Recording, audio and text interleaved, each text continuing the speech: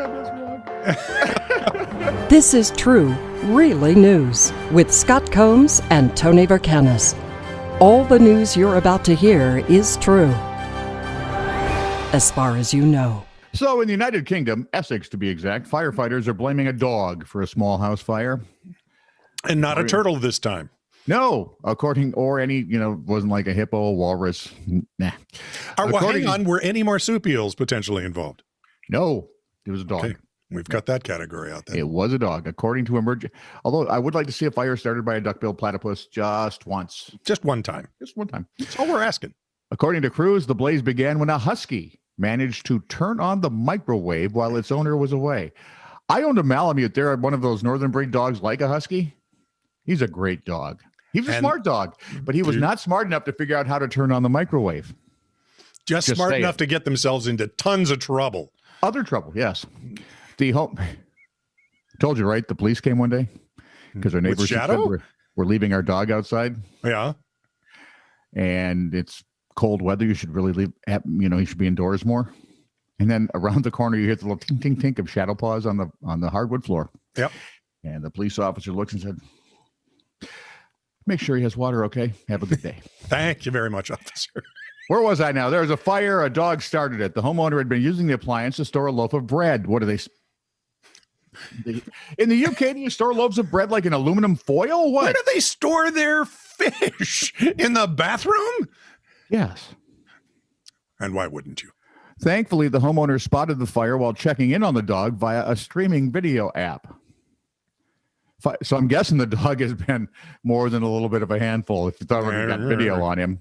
Fire crews were able to put out the fire before it spread beyond the kitchen. No harm was hurt. No harm was heard. No one was hurt in the fire. The dog escaped unharmed and is plotting his next catastrophe.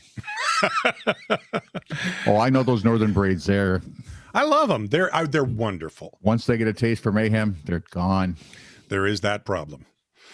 From UPI, construction crews excavating an old baseball field in Ontario, Canada, to make room for a new public school, were surprised to find a World War I era German cannon under the pitcher's mound. Okay, hang on. We're excavating a baseball field. To make room for a public school. Okay, American sport. Canadian. In Canada, Canadian public school. Yep. German cannon. One might well ask, how on earth did a World War I era German cannon find its way to that particular pitcher's mound? That would most assuredly be my first question. I'm waiting. Oh, I'm sorry. How do you suppose that cannon found its way under a pitcher's mound deal? I'm glad you asked, because I was going to tell you anyway. In 1922, the cannon was brought to town and placed next to a World War I monument at General Amherst High School. Canadians know they're on the other side in World War I, right? Right, but these particular field weapons were brought to commemorate, World War I, trench warfare. These cannons were used by the Germans a lot. But they know that they were on the other side, right? Yeah, they do. Yeah, they do. Canadians can read German. In 1971, the school was scheduled for expansion, so the monument was moved to Centennial Park. Mm-hmm. The cannon, determined to be in poor condition, was buried under the monument. When the monument was moved again in the 1980s to make way for a new baseball field, the cannon had simply been forgotten.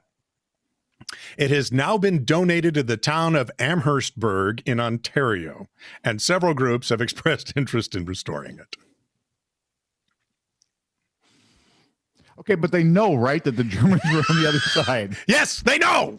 They know. Because you're doing a World War I memorial to your soldiers. And then you're bringing Thomas and Alyssa Millam of Forsyth County, North Carolina, thought an intruder had entered their home, but it turns out they were just hearing things. Well, not things so much as they were hearing thing. No, not thing. Yeah, I was going straight to the I Addams knew family. You would, because you're an Addams family kind of guy. Hearing loud noises downstairs one night, Thomas Millam reportedly retrieved his gun, pointed it at the door as his wife called 911. See? Group effort. Deputies arrived, didn't find an intruder. They found the robotic vacuum that had somehow turned itself on and was banging against the wall, trying to become unstuck. The couple had purchased the vacuum 3 days later. 3 days earlier. hard to buy something after. It definitely is better safe than sorry, because having heard what we did, I still would have called the police, because you just never know, he told the local TV station. I think his neighbor's Husky probably had something to do with it. Scott?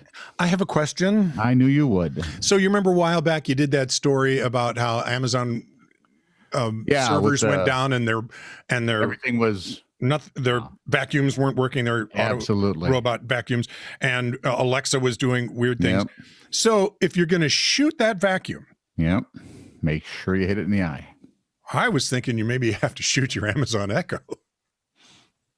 That would just be for fun. I'm just thinking.